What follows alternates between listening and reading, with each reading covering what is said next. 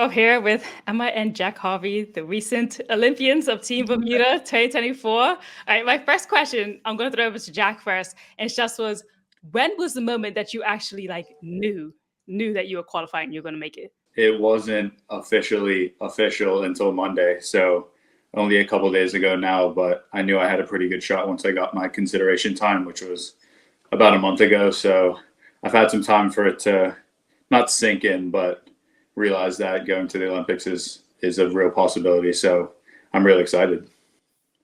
What was it like in that moment for you? Not the one where like, okay, I could, like, I know I have I met my time, but the point when they finally said like, yep, it's Jack Harvey. Like, how did that feel? I mean, it was a huge weight off my shoulders. It was like for the last, couple of years, it's kind of all you've been thinking about. It's always like, it's all you think about, to be honest. And at that point, it's almost like all the stress is gone and all the worrying you've done over the last couple of months. And more than that is gone. It's just, you can finally take a deep breath, drop your shoulders. And it's just a great feeling. Now, for you too, Emma, because this is you guys' first time qualifying for the Olympics. So that's already just a like, Yeah.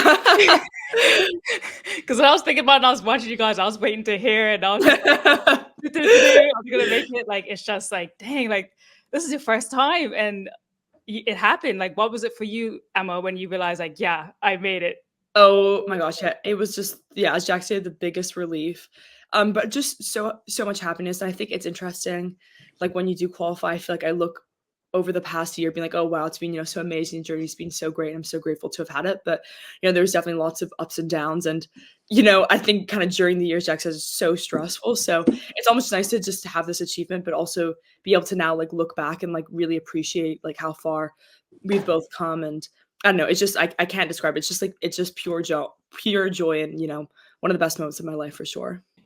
Emma, how long has the, I guess, Olympic dream kind of been yours? Because, like, obviously, once you get into that peak part of being an athlete, like, Yeah. yeah, the Olympics. But when you were a child and you guys started doing this, like, was that even a possibility in your mind? Like, do you remember that day when you were like, yeah, I want to make it to the Olympics? It's so interesting because I think when I look back, I was like, oh yeah, I probably, had this goal from a super young age, but talking to my parents and like, my coach and stuff, they're like, you said at age 10 that, you weren't going to keep swimming till age 12. So, I mean, I think it was probably, after going to my first Carifta that when I was 11, when I was really like, okay, like, I think that I love this. And, I want to take this as far as I can. And it's so funny. I'm sure at that point I always thought like, or always hoped that I would be an Olympian, but I mean, at 11 years old, I definitely didn't know what it would take. And, especially kind of going through the ages between 16 and 21, where I really struggled and went through a huge plateau and, even went backwards. Like in that time, especially, I had no way I believed that I was going to be Olympian. So it's just amazing to, be able to sit back now and again, like think about the last, 14 years that I've been doing the sport. And, it's just been amazing to, finally call myself an Olympian. Can you talk about that a little bit more, Emma? Just like that moment when you knew, like, when you were having that plateau and you were just like, yeah, I don't think it's going to happen. What kept you going? Like, what kept you going? Oh, yeah, for sure. I mean, I think it was just like this little voice in my head that, kept telling myself that, there was so much more that I could achieve. But also I've been surrounded by so many amazing people. I mean, having, your younger brother in it with you was huge for me. And, I'll talk a lot about how, having Jack with me has been so, monumental in my success. But also just I've loved it. And I think that was kind of probably the most important thing for me was that even in the times where I wasn't performing the way I wanted to, I always loved it. And I always loved the people. I always loved the training. So even when the performance wasn't there, I was able to keep going, I think. If I was told that, I was never going to improve ever again, I don't know if I would have kept going. But again, I just had this, feeling in my heart that there was so much more I could achieve. And that coupled with the kind of love I have for the sport, it was almost a no-brainer to keep going. And yeah, it was almost just in the last 2 years, a few things changed and I just really worked on my mental side and, the results just came, so quickly. And yeah, the last 2 years have been honestly such a whirlwind and I'm just so grateful. And, I'm so grateful for the people that supported me to, get through those really tough years. Wow, yeah, the mental game. Yeah. Jack, is it like sort of similar where like, I guess when Emma was talking about her plateau moments, but as siblings kind of being there for each other, do you think that actually helped you guys stick in it and like keep going? Oh yeah, definitely. I mean, I remember Emma had a kind of a longer period where she didn't improve maybe as much as she wanted to, and she wasn't getting, you know, the swims that I think she thought she deserved. So I think definitely during that time, you know, me and my family were able to kind of lift her up, keep her hopes high. But also it was the other way around. You know, I've had times where I haven't had good meets or good seasons, and then she'd be right there for me. So it kind of, we kind of feed off of each other, and we kind of help each other up, and then we can all kind of, like, we both have like been able to level up together. So I mean, it's really part of a really important part of my success, and I think Emma's as well. Yeah, definitely. And I don't know if like I'm sure we'll talk about this later, but Jack actually qualified like 3 days, well, hit the Olympic consideration time 3 days before me. And for me, I think that was huge for me to be going and to get my time as well. Like I don't think I would have been able to perform the way I did if Jack hadn't already achieved the consideration standard, just because, you know, being able to see him go out and achieve that time that we've both been chasing for, you know, the last 18 months, it was kind of like, okay, like, you know, this dream is going to be real for one of us. Like it's going to be real for me too. And I think that was just that extra bit of motivation, but also belief that, you know, I've seen so much, how much he's improved over the last year. So it's kind of like, you know, we can both do it. And it just, yeah, it just gave me that extra fire, and, you know, it really, really helped me a lot. You guys are gonna make me cry. I'm just thinking like you guys got me thinking of me and my siblings now. Like, you know, even that support. Yes. Man, that's because like I'm trying to even think like, how do your parents feel like about like but their children are getting to the Olympics right now? Like, how does that feel for your mom and your dad? Like, everyone, was that like either one of you can answer this one? Yeah, Jack, you out, and then I can go off after you. I mean, I mean, of course, they've been on the journey just as long as we have, and we've done a lot of talking, reminiscing, like, you know, since we've gotten the time, and, you know, they've been here every step of the way. Like, they were in London when I got my time, and then my mom was in Barcelona when Emma got her time, and it was like, I think they just had like very similar feelings of, like, as us. Like, it was just a huge stress relief, and it was a huge, like, it's just enjoyment, and we could all celebrate as a family. You know, me and Emma are going to Paris. Our parents are looking to come too. They'll be in Paris as well to watch us. So it'll just be a great moment for our family, I think. Yeah, 100%. And, you know, even our, you know, external family too, and, you know, all the, you know, family friends we have in Bermuda. I feel like we have such a great support network, and just so thankful for that, because it really just, you know, it takes a village. And you know, our swim club here, and, you know, Bermuda swimming in general, and of course like youth and sport, they've helped us so much. And I mean, you know we both really, really feel the support from Bermuda, and it's amazing kind of, you know, coming from such a small country, like you really feel, you know, the 60,000 people behind you. And that's kind of what was going through my mind, I think, when I was doing that swim. It's like, you know, this achievement's not just for me, it's for all the other people that's, you know, been in our life. But yeah, to go back to when Jack qualified, it's so funny because so we were both racing in London. I missed my time the night before, and then woke up the next morning to come, of course, and support Jack. And I think the whole family was just like, oh, it's like you know, we had one failure the night before, and, you know, let's just really hope that this one goes well. And, you know, Jack dove in, and like from the first 25, the three of us knew he was going to get it, because he just looked so amazing. And, you know, he got it. I rushed down and pulled it afterwards. I was, you know, crying my eyes out. I was so happy for him. My parents were crying, and it was just like such an emotional moment for our family. Yeah, it was just awesome. What was it like for you, Jack, when you saw that Emma qualify? I mean, when Emma qualified, I wasn't there. I was in Bermuda. I remember Barcelona was obviously a couple hours ahead. So it was just around lunchtime, and it was just me and my dad sitting in the room, just waiting on the results, waiting for the notification to pop up. And I remember, so I think it was, we didn't get the notification, like the results notification. It was my mom that texted my dad that she got the time. And it was just like, I remember like, it was completely silent, and then all of a sudden my dad just starts like screaming and jumping around, and like it's like whoa, he like just said Emma got it, and just started running around, and it was exciting. And I mean, it was an awesome time, definitely. How do you guys feel knowing that you're going to go to Paris, and what are you guys expecting? Not even just from the, you know, that's heats and your races, just in the fact that you're going to be in this village amongst all these other Olympians that you probably watched over your lifetime as well. And then like walking for the opening ceremony, like what's going through your head outside of having to swim, but just being in Paris? Emma, you want to go first? Yeah, of course. I mean, I'm just so excited. I mean, I think, speaking to everyone who's, been to the Olympics before, they all, of course, say it's a once in a lifetime, achievement, but also, the village and just the atmosphere around it is just, so unique and it's so special. And I think from drawing from like our experiences like Pan Am Games, CAC Games, Commonwealth Games, that kind of stuff. I mean, I've loved every second of all of, those experiences. So I can't even imagine what the Olympics is like. And, especially being in Paris and as you mentioned, with being, so many superstars in swimming this year.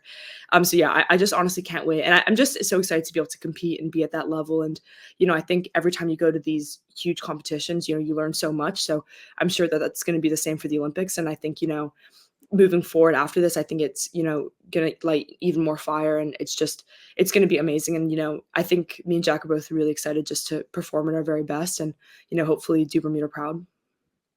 Nice. And Jack, because I know you guys are going to get the outfits for the opening ceremony. Yeah. I've seen a couple of things, can't say nothing. And then you guys are getting the rings as well, which was just announced from David Rose, getting the Olympic rings for the Olympians and stuff like that. How does that feel? Know that you're going to have this memorabilia, you're going to have all these things to like commemorate the event. Like, what is that like? I mean, it's crazy. It's like, I guess one of the biggest things that most Olympians get is like the Olympic rings tattoo, and obviously, like you mentioned, we're going to get those rings, and it's just stuff like that where it's like, the memories are really going to last forever, and you'll never forget your time, being at the Olympics and competing for your country. It's like, it's unbelievable, and it's so much more. Like, it just means so much more than any other competition in most people's eyes. So I'm just really excited. I think Paris will be lively, it'll be good, and I'm just really excited to get down there. Yeah, you guys are gonna get the tattoos. Oh, for sure. That was the first thing. That was the first thing Jack said afterwards. Like, I can't wait to get the tattoo. It was so fun. But yeah, the opening ceremony is going to be amazing. I mean, being on the river and everything. It's going to be so unique. And I mean, yeah, I think one of the coolest things is, a lot of people that have been kind enough to like reach out and said, you're an Olympian for lifetime. And I think, things like the tattoo and the physical rings and just the memories and the gear and everything like that is just to have something tangible like that to like have those memories with is just so awesome. And yeah, I honestly can't wait. It's going to be amazing. Nice. Do you guys know where you're going to get the tattoos? I believe so. I'm going to get mine on the forearm. It's a pretty common place for guys to get, especially swimmers. So I'm just going to go with the trend, I guess, on that one. Classic. Emma? I don't know if I've fully decided yet. But I mean, I definitely probably somewhere small, maybe wrist or ankle or something like that. Maybe I'll let Jack go first and see how painful it is. And then I'll decide how big I want it based on that. Yeah, I don't have any tattoos, so I don't know what it's going to be like. But yeah, if it's painful, I'm sure it'll be worth it. Number one thing for you, Emma, is do you have any like crazy rituals before you get in the water? Yeah, so I actually do this thing called Wim Hof breathing. So it's like a certain breathing technique and then it follows by a breath hold. I've known about it for years and I've had so many people, coaches and, physios tell me about it.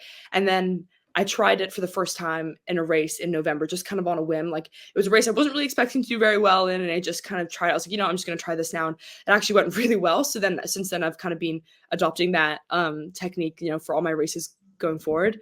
But it's funny because like when I'm in the call room and I'm doing it, I definitely look like I'm, something's going wrong with me because, I'm doing this breathing and I'm closing my eyes and, you can see that I'm not moving for like 2 minutes. So I'm sure people are kind of confused what's going on. But yeah, I've definitely found it helps a lot. And, especially in like backstroke races where you have to hold your breath, it's definitely made a huge difference.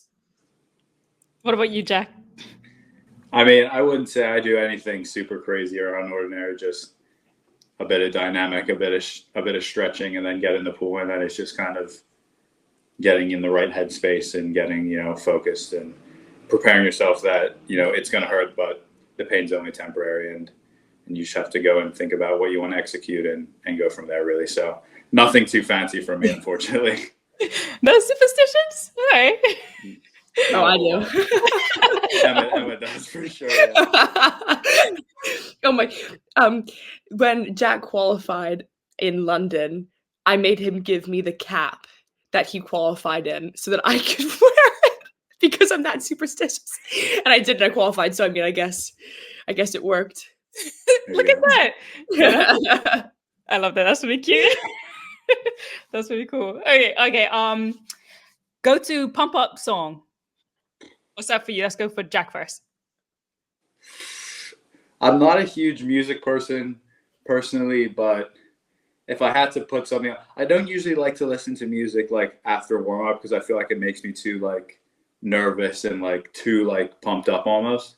But if I'm there, if I'm on the way to the pool, I'll listen to something that's relaxing, nothing too crazy. But I don't really have like a specific song that I listen to. Unfortunately, I'm not a huge music person. Okay, all right. What about you, Emma?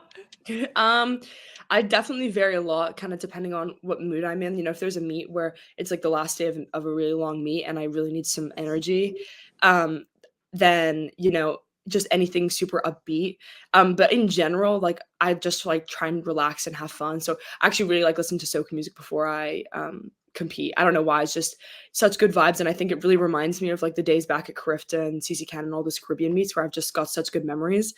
So it was great being back in the Bahamas this weekend because that was like the whole, you know, music playlist. So that was really awesome and definitely something I gravitate to when I'm feeling super nervous. Nice. And Jack, I guess since not a music guy, not a superstitious guy, what type of guy are you before you get into the water? Oh my god, I don't even know. Like I remember I was having breakfast in London with my parents before I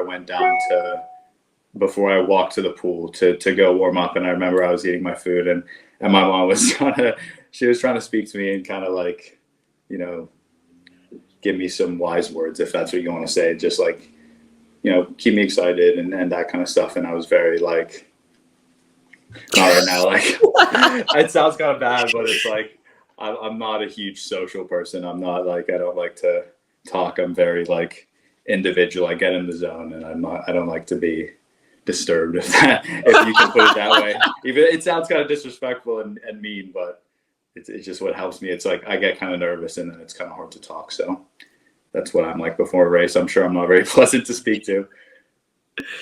No, that's good. Trust me. And other times, I mean, I played field hockey for Bermuda, and like I definitely had teammates who were just like, "Don't," like, yeah, don't. And it's just like, "All right, cool." Like, like, lock in basically on everything. I was different, probably like you, Emma. Like every single time before a game, I had to play. This is so corny and so cheesy, but Eminem's "Lose Yourself." Like, I had to play that entire song and sing it before I stepped out on the pitch. I was like, everyone could be walking away. I'm like, it's not done yet. I have to wait till it finishes, and then I'll go out. So yeah. Oh my god, me and Jack used to sing that all the time in the car together. That's so funny. When we were at Penn State, that song, we like bring a karaoke on our team buses and stuff, and like every time that song comes on, like everyone like, because one time I did the karaoke version, and oh my god, like I will never live that moment down. So yeah, I totally understand the hype around that song. It's a good song. Like, it is. I really ate for every moment. Like, yeah, got it. All right, so about to close this out, but I think let me just find one last question to end with you guys. Oh, okay. Here's a question. I forgot about this one now. But do you guys ever have any maybe like friendly rivalries between the two of you growing up and competing against each other? Like any like, if you do this, then I'll do this or whatever going on? Jack looks like he has something to say. I'm trying to think. I can't think of anybody. I feel like there's no way we've been doing this sports together for so long that we haven't had anything like that. Emma, do you remember any? I feel like I don't. Yeah, do you not remember the first time? Because I'm 2 years older than Jack. So of course when I was younger, like I was always faster than him, and I remember vividly the first race he beat me in. Do you not remember this, Jack? Was it the one in Canada? Yeah, 200 back. Oh. So maybe I just care more about it than he does. I guess I'm really holding on to it. But I feel like we definitely have different strengths. He's, you know, aerobically a lot stronger than I am. And I would say I'm probably more explosive and have better underwater. So that kind of stuff creates fun challenges just because even though Jack's way faster than me, like, you know, in our races, you know, there's some things that we can kind of compare against. And I feel like that's always fun when we get to compete against each other. And, you know, of course, like being at Penn State together, we train, you know, we've been training partners for 3 years now. And then, of course, our whole childhood growing up. So I feel like that's been really cool to see each other kind of develop. But also, you know, there's always times where we can have a friendly race. Who could hold the breath longer under the water? Emma. Ooh. Yeah, I'll well, you give- can see you couldn't see my hand. I'll give Maybe- Emma that one. I definitely think she can hold her breath more. But I think, Jack, the friendly competition probably comes in every other sport, because I'm quite horrible at every single Yes. other sport. And Jack's not unfortunately, but you know, I'm very jealous of him because he's great at every other sport. So if we do anything else other than swimming, he destroys me in. So I think that's probably why I take swimming very competitively, because it's my only thing that I can compete Jack in. Awesome. Okay. Thank you so much, guys, for your time. Anything else that you want to just close off with saying, maybe a thanks to Bermuda, or even, kind of like maybe a signal to get the community to watch you guys and see you guys compete? Because I mean, you guys are both doing the 100-meter backstroke. Tell us what that's going to be like for you and get us to follow your journey. I'll go with Emma first. Yeah, I mean, definitely, of course, want to say a huge shout out to the whole Bermuda community, but in particular the BOA, youth and sport, BASA, Bermuda Amateur Swimming Association. I mean, just again, their support has been so important in my journey, and I'm sure Jack's as well. And I think the biggest thing is that so much can change so little time. So you don't know, for all those young Bermudians watching, you don't know, this could be you next. And I think that being able to watch the Olympic Games is just it's so motivating. And I just hope that for everyone at home watching, they can take a little bit of that and take it into their lives, whether it's sport or anything else. And I'm just hope to do you all proud, and I'm so excited to represent Bermuda. Thanks. And you, Jack? I mean, yeah, like Emma said, there's so many people we can thank. I'm sure we could sit here for hours and list off, coaches, teammates, friends who've helped us be here. It really takes a village to get to this point, and we're really happy to be able to represent Bermuda, and we hope we can do our best and make the people proud.